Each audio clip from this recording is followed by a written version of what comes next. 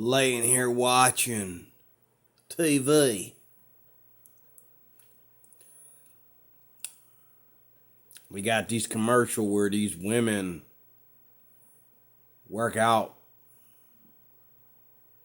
And these women are like the number one people to always be wanting to lose like all this weight. And the skinnier they are,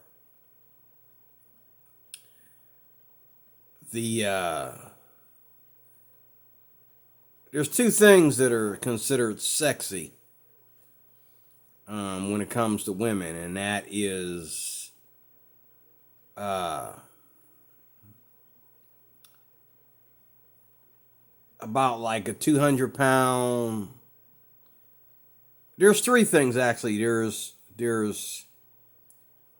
small women with skinny bodies that's like considered super sexy, and then there's larger women that are naturally bigger in size because of their height, and like they're almost 6 feet tall. They're like a little bit under 6 feet tall, and they have like a 200 body weight, but it's all muscle, especially like around the butt area, and they're like around, they're somewhere between 150 to 200 pounds, but because of the shape of their body, they're considered super sexy even at 200 pounds.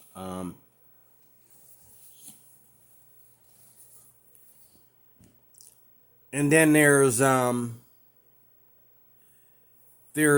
rarely, but there's women that are like 5'5" that are like heavy set, and they're not they're interesting. They're like a delicacy, I forget the word, but they're more interesting to a smaller class of men. Okay.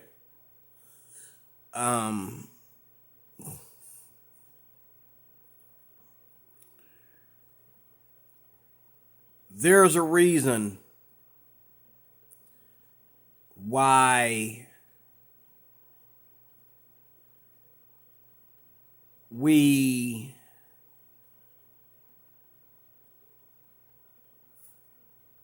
there's a reason, plenty of reasons of the flesh, I should say, for why men and women work out. I used to work at the YMCA, and I had to clean the machines. And when I would work out, nobody knew that I was a supervisor for the housing department. They thought that, I might have been some black dude down there that was, if they weren't there on my shift, they didn't know I was the housekeeper. Like, I would work during the day and I was free at night, and 2 nights a week I'd work out, and I was pretty confident about my workout because I did get some minor fitness training. So there were some things that I was doing that was working out for me, and that particular YMCA I worked at, they had like the Nautilus equipment. If you know anything about the Nautilus equipment, they had that. And Nautilus equipment is like you're actually building yourself up with actual weights, but the weights are in smaller sections of weight. So you can do, one machine can do several different settings of exercises with smaller weights, and you can set each machine to do different things for different parts of your body. And I had my setup. You can build your setup. I had my setup, and just got done eating kibasi.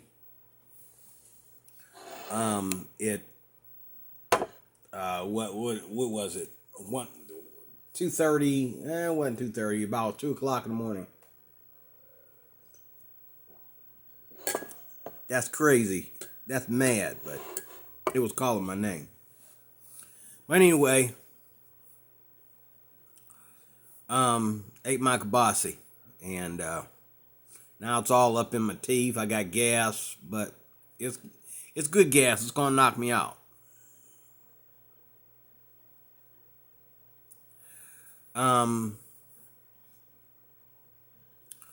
But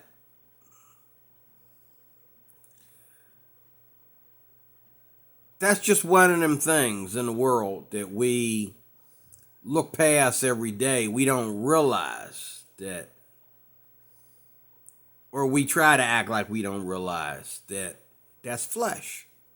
That is flesh, as the Bible calls it. Another word for it, if you look at that in a modern translation, it's called sin nature. Sin nature. Okay? Flesh, sin nature. And we all have that sin nature.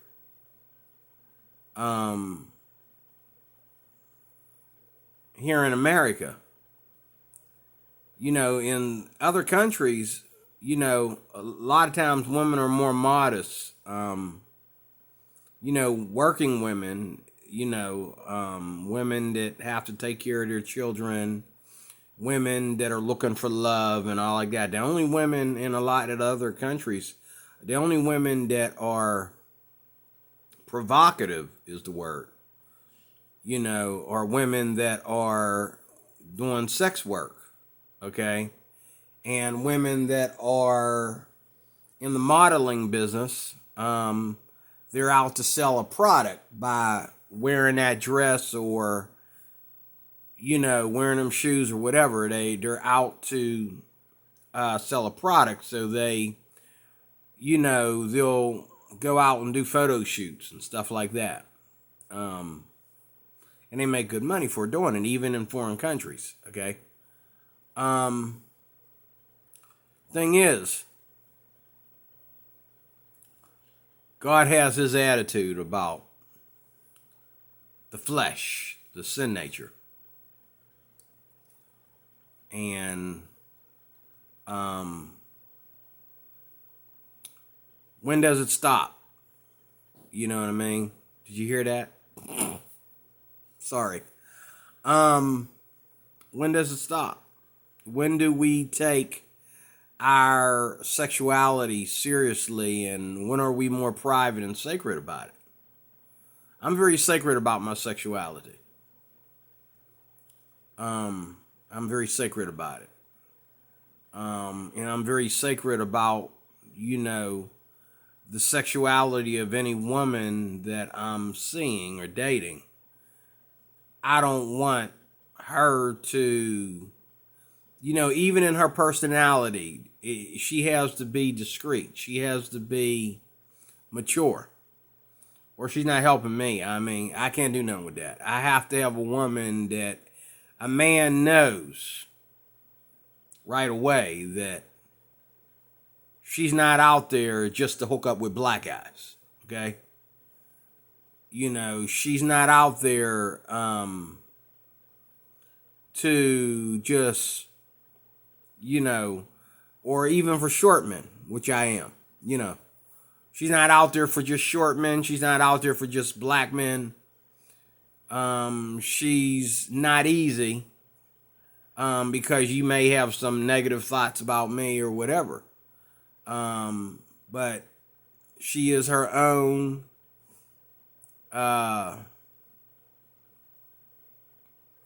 woman of God.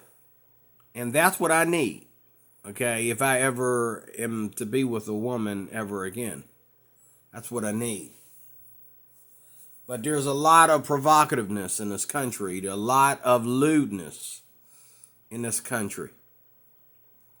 A lot of lewdness. And, I don't know if y'all saw that video of the transgender guy, transgender woman who decided to go and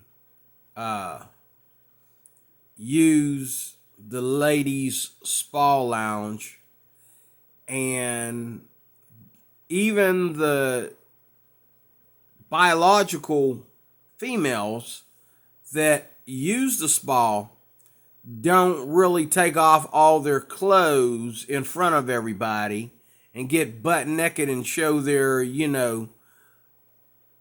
puberty to everybody, so to speak, okay? They're pretty sacred about that. They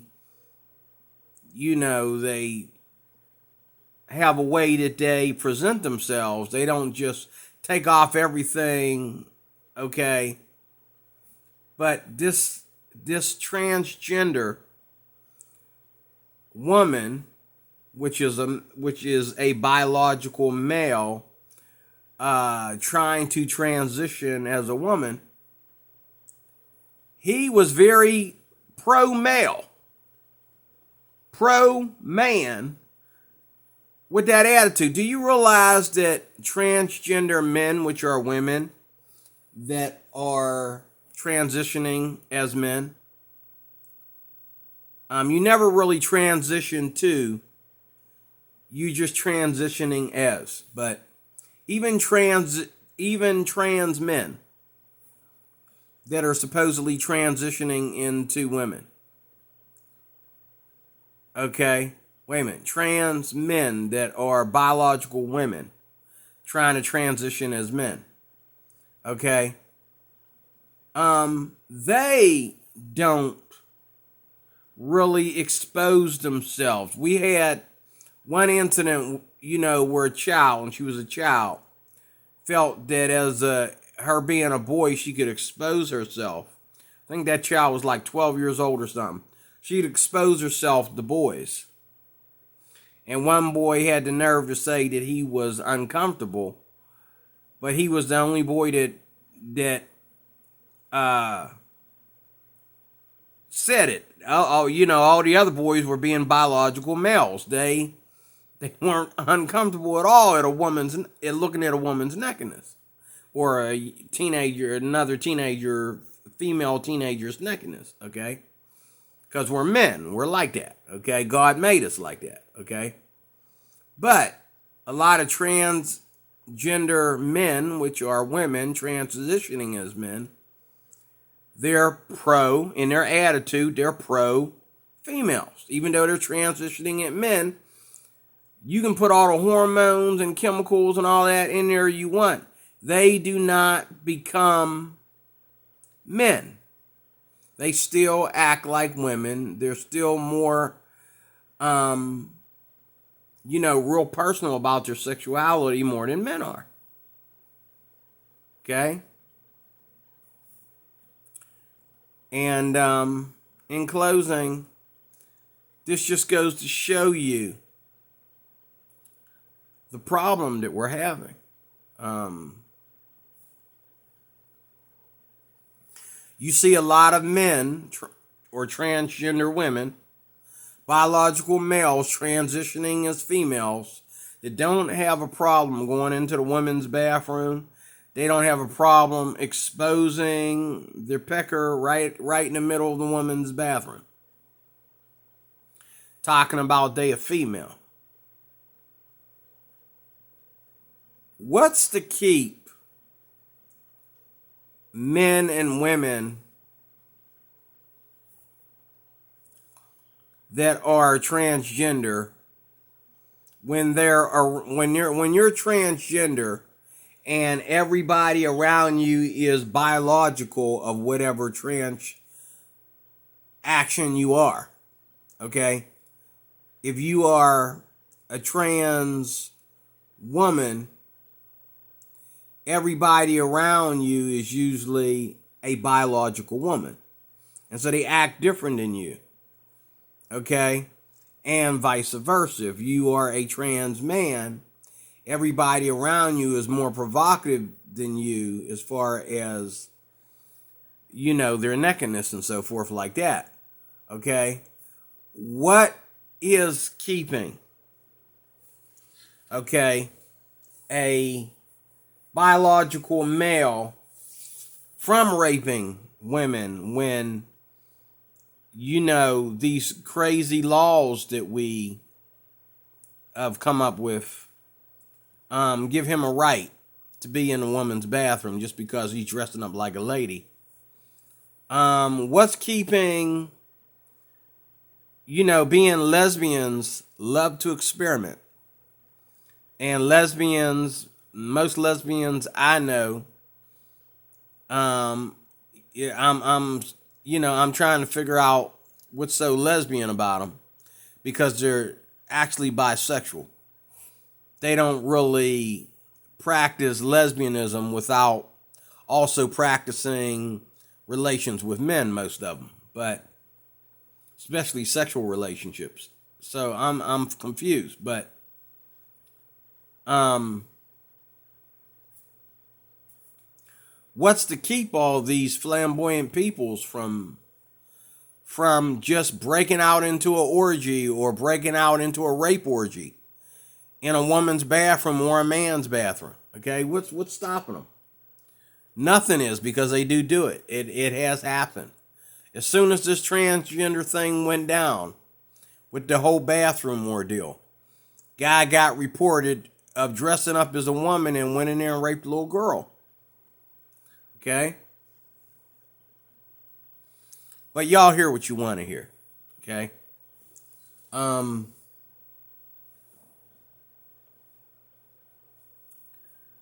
But it's all lewdness. And it's all wickedness. And everybody gets hurt. Everybody is hurting.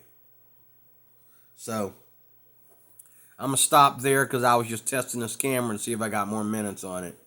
D-Roy Cruz, your Life Applications Officer here. Just testing out my SD card. People need the Lord. And the way we carry ourselves in public and the way we dress, and that shows that we need the Lord. Okay? To me, a woman is sexy no matter what she wears. She could be dressed in a Muslim outfit. If she's beautiful, she's still beautiful to me from head to toe. You know what I mean? And the more a woman covers up, let's not get it twisted, it does increase our idea to dream and believe in wonder sometimes, And if you're a lustful person, you're a lustful person, whether women dress properly or not. You know what I mean? So you can't blame, this on the women. But, you got to understand that most women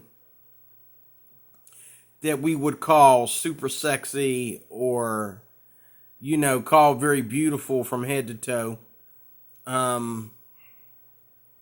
they know they're beautiful from head to toe. They know how they look in that dress.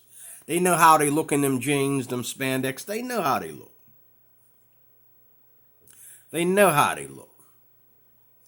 And you can go out into the public and you can tell, you can read people's attitude and character. And you can almost tell without knowing who's promiscuous and who's not, who's modest and who's very lewd. Even when they are modest, you can tell who's modest and who's lewd. By the words of their mouth or by the attitude of their conversation. People need the Lord. It's as plain and simple as that. People need the Lord. And until you receive the Lord, you really don't have a good excuse for your life. You don't have a good excuse for why you do or don't do, why you judge or why you don't judge. I have a good excuse because the Lord is my Father, the Lord is my shepherd. The Lord is my Father, the Lord is my shepherd. I'm no longer my own, but I belong to Him. Okay? And I can't understand how you have all these people reading the Bible way more than I do. And they turn out to be a disaster to the Christian community.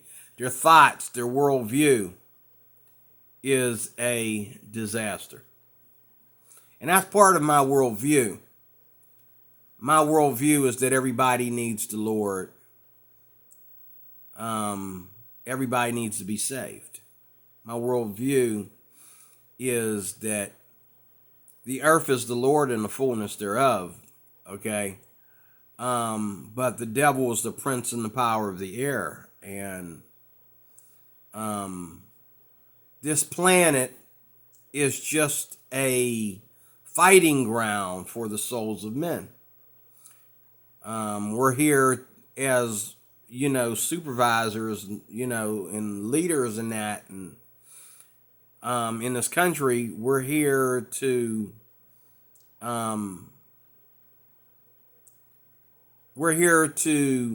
keep policy and procedure that protects, okay? But a lot of y'all who vote and a lot of y'all who make a joke of Christianity, y'all don't care what's going on. Y'all don't care about this planet. You don't care about this country. You don't even care about your own people, your own race or your own family or whatever. You just don't care. You figure you just want to speak out against someone that really does care, but you yourself does not care. But I'm getting off here. D-Roy Cruz, your Life Applications Officer. More to come later, in Jesus' name. Talk to you later.